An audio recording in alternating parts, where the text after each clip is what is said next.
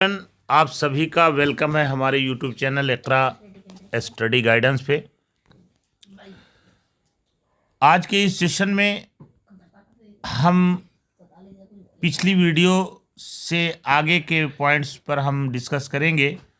पिछली वीडियो में मैंने पार्ट ऑफ द सेंटेंस पे आपको बताया था कि किसी भी सेंटेंस के दो मेन पार्ट होते हैं, एक सब्जेक्ट एक प्रेडिकेट, और सब्जेक्ट के डिफरेंट पार्ट होते हैं। जैसे मैंने बताया था कि सब्जेक्ट के मेन पार्ट आपके होते हैं एक क्वालिफायर और दूसरा जो है आपका हेडवर्ड।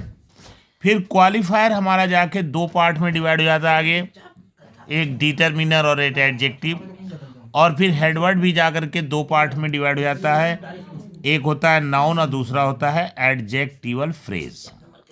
ये मैक्सिमम 4 पार्ट होते हैं सब्जेक्ट के, किसी भी वाक्य में मैक्सिमम 4 पार्ट आपको मिलेंगे। फिर उसके बाद प्रेडिकेट के पार्ट्स हैं। तो अभी हम जो आपको डिस्कस कर रहे थे वो सब्जेक्ट पार्ट के बारे में।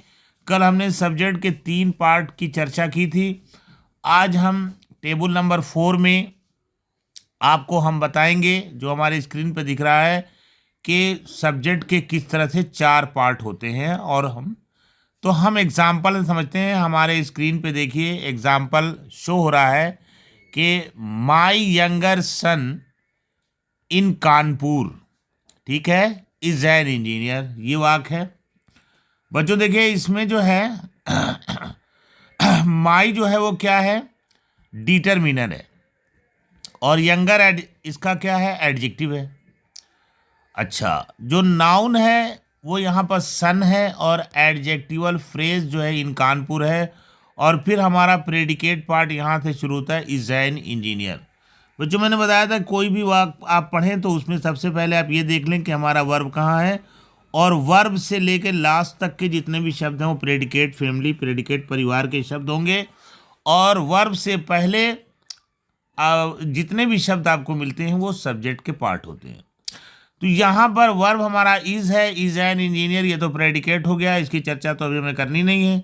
अब इससे पहले जो वर्ड ये लिखे हुए हैं, 4 लिखे हुए हैं कि माई यंगर सन इन कानपुर। इसमें देखिए माई जो है वो क्या है, डिटरमिनर है, यंगर जो है वो क्या है, एडजेक्टिव है, सन जो है वो नाउन है, और इन कानपुर क्या है, ये एडजेक्टिवल फ्रेज। कुछ एग्जाम्पल और देख लेते हैं। जैसे लिखा है ए ब्लैक क्रो, ठीक है, सिटिंग ऑन ए वॉल। ये इतना सब्जेक्ट है क्योंकि अब यहाँ से हमारा वर्ब आ गया फ्लीव अवे, तो ये तो प्रेडिकेट पार्ट हो गया। वर्ब से लेकर लास्ट तक फ्लीव अवे पूरा प्रेडिकेट पार्ट है। लेकिन इसमें जो 4 पार्ट ये दिए हुए हैं, ए दिया हुआ है, ए डिटरमिनर है, और ब्लैक जो है वो एडजेक्टिव है, विशेषण जिसको कहते हैं, क्रो जो है वो नाउन है, कौवे का नाम है, और सिटिंग ऑन ए वॉल, दीवार पे बैठा हुआ, ये क्या है, एडजेक्टिवल फ्रेज। और एग्जाम्पल देख लेते हैं ताकि आपका कॉन्सेप्ट क्लियर हो जाए। दोज प्रेटी फ्लावर्स, ठीक है, इन द गार्डन, क्या है, ब्लूम्ड। ब्लूम्ड मतलब खिले हुए हैं, ये वर्ब है, ये प्रेडिकेट हो गया। लेकिन अब इससे पहले जितने भी वर्ड हैं वो क्या है, सब्जेक्ट के वर्ड हैं।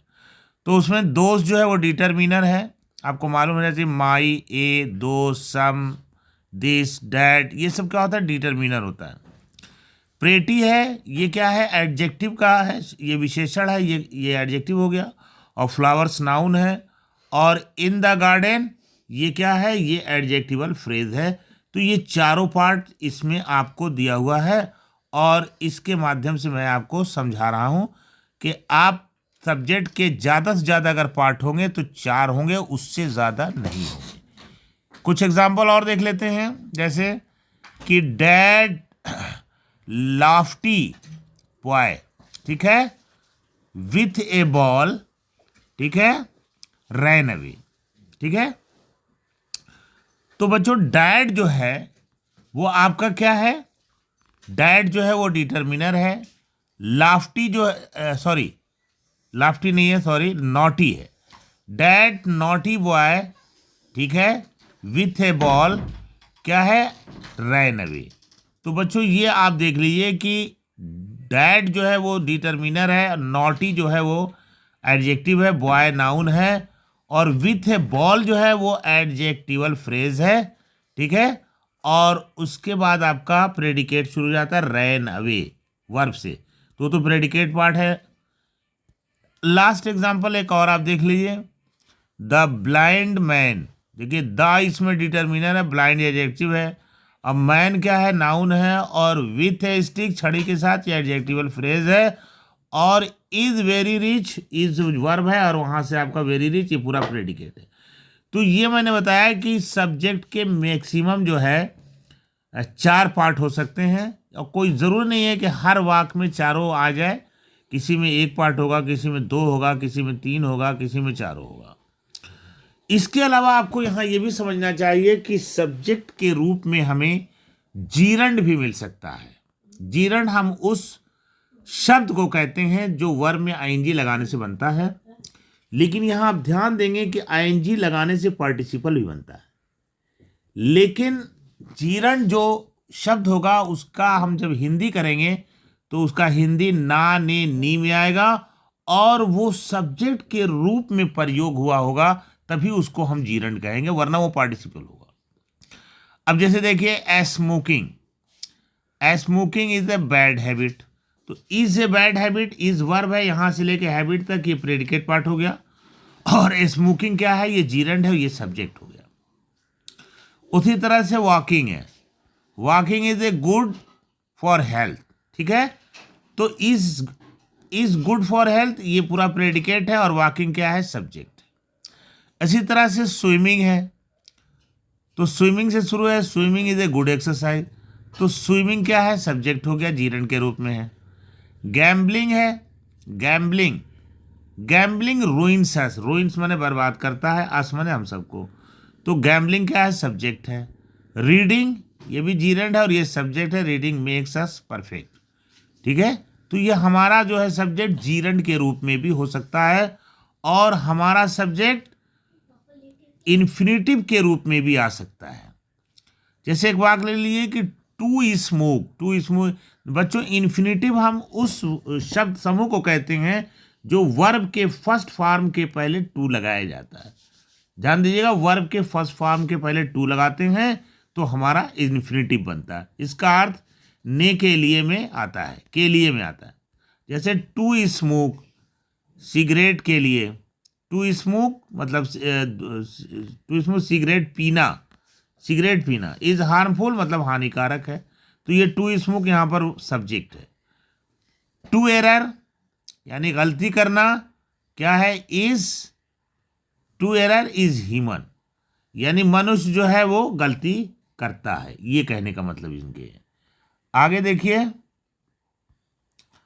तो आप इसको समझ लें अच्छी तरह से कि हमारा जो सब्जेक्ट है वो जीरंड के रूप में भी आ सकता है और इन्फिनेटिव के रूप में भी आ सकता है, और सब्जेक्ट के वो चारों पार्ट के रूप में भी आ सकता है, जिसमें मैंने आपसे बताया था कि डिटर्मिनर हो सकता है, एडजेक्टिव हो सकता है, नाउन हो सकता है, और एडजेक्टिवल फ्रेज हो सकता है।